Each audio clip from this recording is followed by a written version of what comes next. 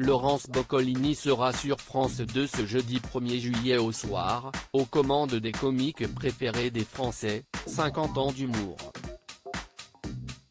L'occasion d'évoquer la vie privée de l'animatrice télé.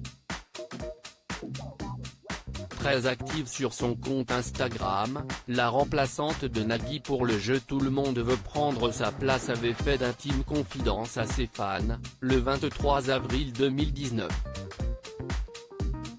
En légende d'une photo de son cher papa prénommé Dante, elle avait expliqué que cela faisait déjà 19 ans qu'il était décédé, juste après, elle, avoir embrassé et, lui, avoir dit « rentre bien ». Malgré le temps qui s'est écoulé depuis sa disparition, elle ne l'a toujours pas oublié. 19 ans plus tard, je n'arrive pas à effacer cet instant précis de ma mémoire. La douleur prend une autre dimension. Elle se fait plus sourde et sournoise. Elle te frappe parfois sans prévenir d'un petit coup de poignard. Un souvenir, une image, l'odeur de ton parfum.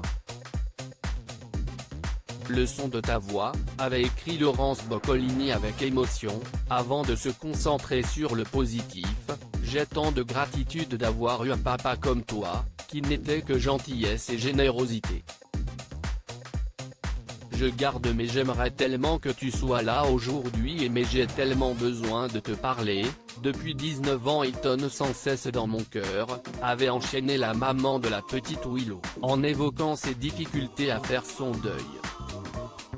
Lorsque l'on perd ceux qui vous ont tant aimé, on a toujours un peu froid, tout le temps, partout. Même sous le soleil le plus brûlant. Est-ce que tu m'attends quelque part, Dante? Un nom de poète pour un homme rempli de mots humbles et d'amour, avait-elle ajouté, en précisant qu'il lui manquait ce, pour toujours. Une fille qui était en admiration face à son père en 2017, Laurence Boccolini avait accepté de se livrer à Téléstar et plus précisément à un médium prénommé Bruno. Auprès de celui-ci, la présentatrice télé avait fait des confidences sur son enfance, sa grand-mère, ses débuts à la télévision, ou encore sur son père.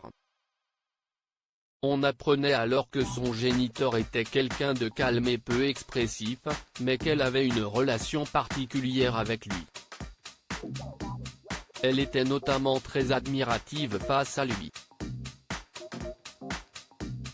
Malheureusement pour elle, le décès de ses parents a été une véritable épreuve, comme pour beaucoup. D'ailleurs, elle avait expliqué ne jamais avoir pu se recueillir sur leur tombe, notamment à cause de sa culpabilité de ne pas avoir pu accomplir ce qu'il espérait pour elle.